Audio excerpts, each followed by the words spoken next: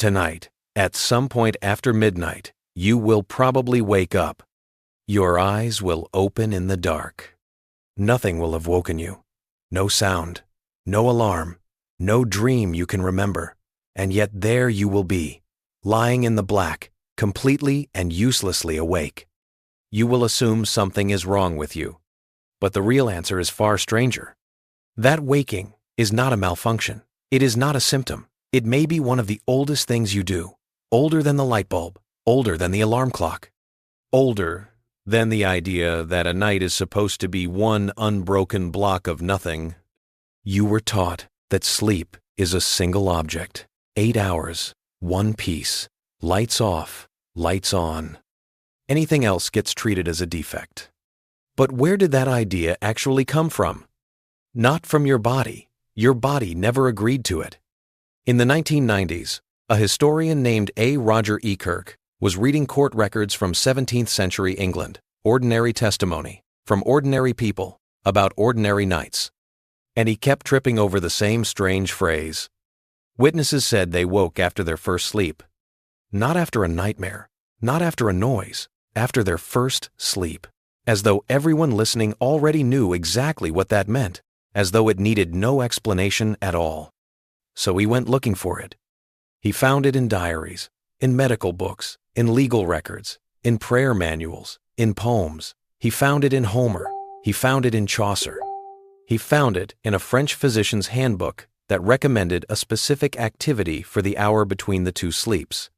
Over 16 years, Ekirch collected more than 2,000 references to the same forgotten pattern. First sleep, second sleep, two sleeps, separated by an hour or two of quiet wakefulness in the middle of the night. And nobody thought it was strange. Sit with that for a moment.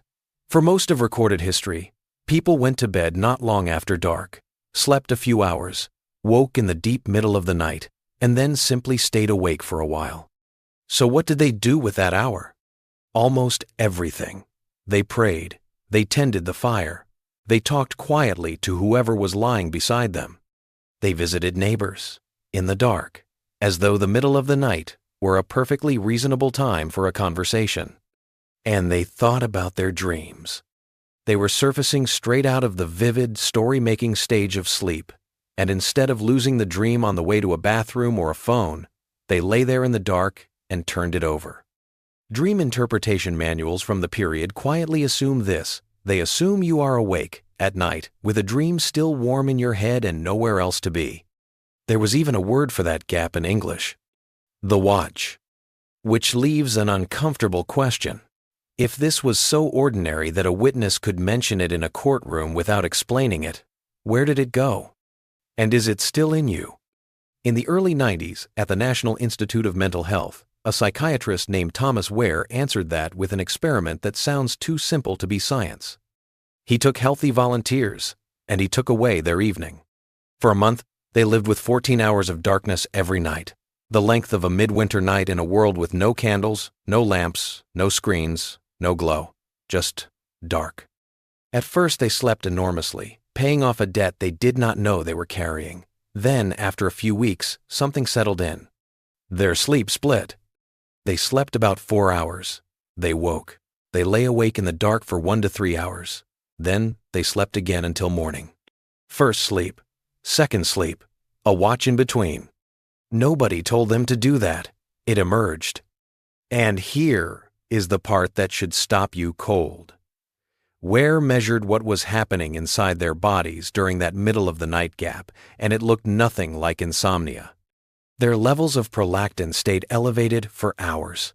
Prolactin is a hormone your body releases in states of deep calm, the same one that rises in a nursing mother. The volunteers were not anxious. They described the state as peaceful, meditative, something close to a waking dream. They were not failing to sleep. They were doing something else entirely. So, it would be very satisfying to stop the story right here. Ancient humans slept twice. Electricity ruined it. Your 3 a.m. waking is an ancestral ghost. But that is not quite true. And the truth is stranger. In 2015, a team led by the anthropologist Roger Ekirch, working with the neuroscientist Jerome Siegel at the University of California, went and asked the question the historians could not. They went to people who still live without electricity. 3 groups, on 2 continents. The Hadza, hunter-gatherers in northern Tanzania. The San, in the Kalahari of Namibia. The Tsimane, in the Bolivian lowlands. No bulbs, no clocks. Ways of life that sit closer than anything else on Earth to the conditions your species spent nearly all of its existence inside. The researchers strapped sensors to their wrists and recorded more than 1,000 nights of sleep. They did not find 2 sleeps. They found one. These groups slept, on average, somewhere between 5.5 and 7 hours a night, often less than you do. They stayed up for hours after sunset, then slept in a single unbroken block and woke before dawn. And they had almost no concept of insomnia. In 2 of the languages, no common word for it even existed. So which is it? Did humans always sleep twice? Or did they always sleep once? The question was broken from the beginning. Your body does not come preloaded with one correct sleep. It comes with something far more interesting. It comes with a system that negotiates with the dark. Look closely, and the contradiction dissolves. Wehr's volunteers were handed 14 hours of darkness. That is far more darkness than a human being actually needs sleep. So their sleep spread out, cracked open in the middle, and the gap filled with that strange, calm, hormone-soaked waking. The Hadza live near the equator, 12-hour nights, all year round, and they do not spend all of it lying down. They sit around a fire, they talk, they tell stories. Then, they sleep straight through. Same species, same biology, different night. Segmented sleep was never an instruction written into you. It was a response. It is what a human body does when the night is longer than its need for sleep. Which means the thing that was taken from you was never the second sleep. It was the night itself. You do not have one anymore. You have a switch.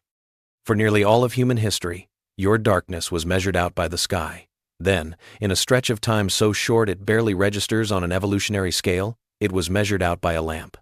Gaslight arrived. Then Edison. Then the shift, the commute, the schedule, the clock on the wall that had to be obeyed. And Ekirch found something chilling in the timeline.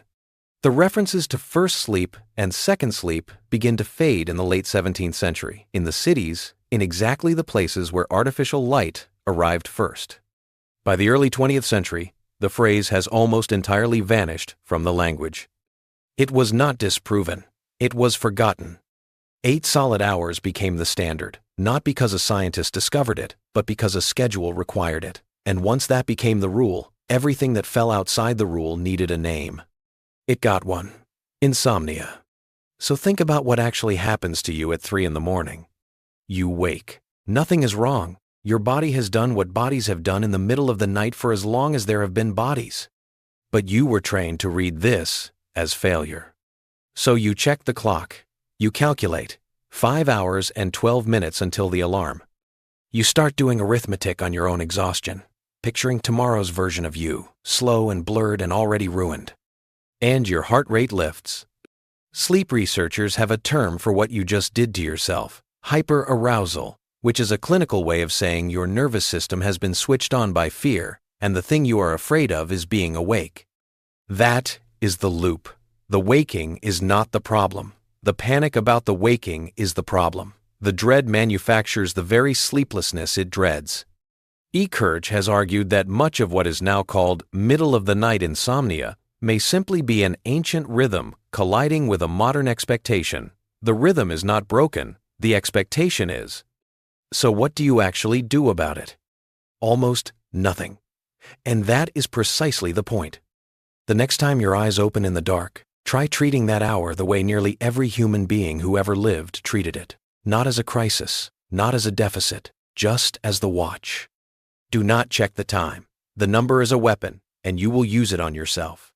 Do not reach for the phone, because that small rectangle of light is the direct descendant of the thing that erased this hour in the first place, and it will tell your brain the sun has come up. Just lie there. Let your mind drift wherever it wants to go. Let the dream you just surfaced from finish itself. Turn something over slowly, with no obligation to solve it. Your ancestors did this every night of their lives. They did not call it a wasted hour. They called it the quietest hour they had, the only part of the day that nobody else could claim. You were handed one too. You were just taught to be afraid of it. So tonight, at some point after midnight, you will probably wake up. Your eyes will open in the dark. Nothing will have woken you, and nothing will be wrong.